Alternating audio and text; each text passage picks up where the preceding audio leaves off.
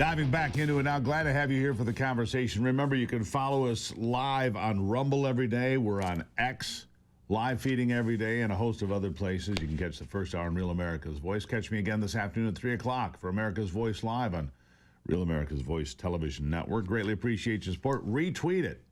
Retweet us, same retweet button, retweet the live feed. You can do that every day. Join me now is Daniel Gerstein, a senior researcher for policy at the RAND Institute and a professor of policy and analysis at Pardee RAND Graduate School.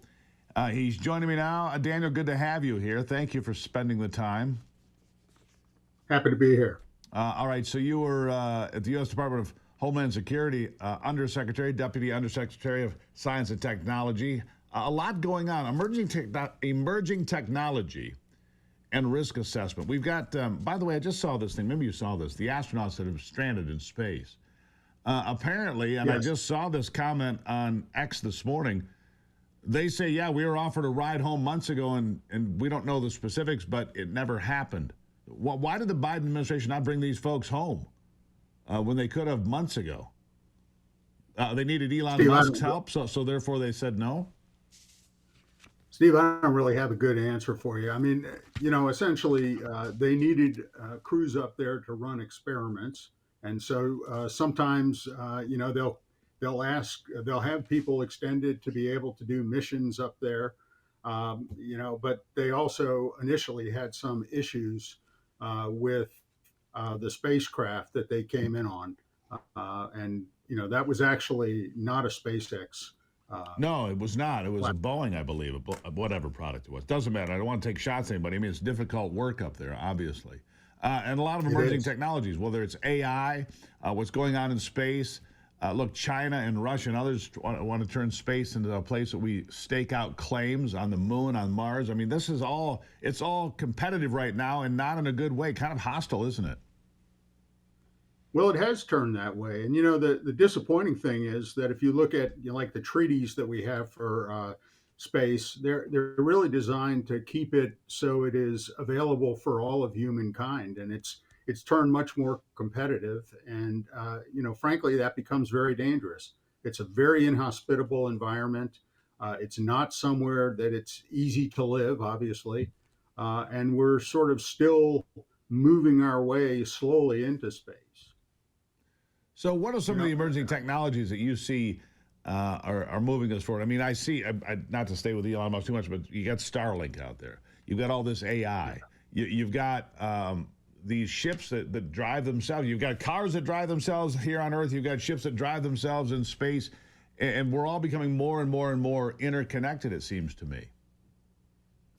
Well, I mean, that's right. And the technology is continuing to enhance, and we're able to do more things. What is interesting, we did a study where we looked at critical infrastructure.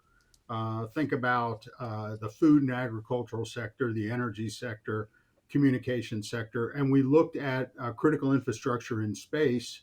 And specifically, we thought about space tourism, data centers in space, manufacture and mining in space, think about on the moon, commercial energy generated from space and beamed down to Earth.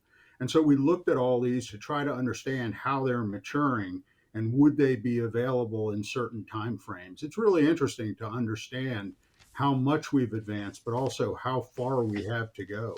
Well, let me ask you this. I mean, and again, here I come back to Elon Musk, but here's a guy who wants to set up colonies on Mars. I mean, this is some pretty forward-thinking thing. He's not the only one, but he's certainly the most prevalent one, the one with the most exposure to the rest of the people on the planet is Elon Musk. Build colonies on Mars. Is that a real possibility? I mean, that's the stuff that was made of science fiction just a couple of years ago. Are we really on the cusp of populating other worlds? Well, I think we're on the path to get there, but there's a bit of a discrepancy in some of the way the experts are looking at this. I happen to think that before you try to go to Mars directly, that what you should be doing is trying to figure out if you can actually live on the moon, for example. It's a much shorter journey. It gives you much more resilience if something happens. to be able to rescue if you needed to. And so learning how to inhabit the moon would be kind of a first stepping stone. But, I can foresee the first Mars being robots that are launched that are moving around on the Martian surface and doing more investigations.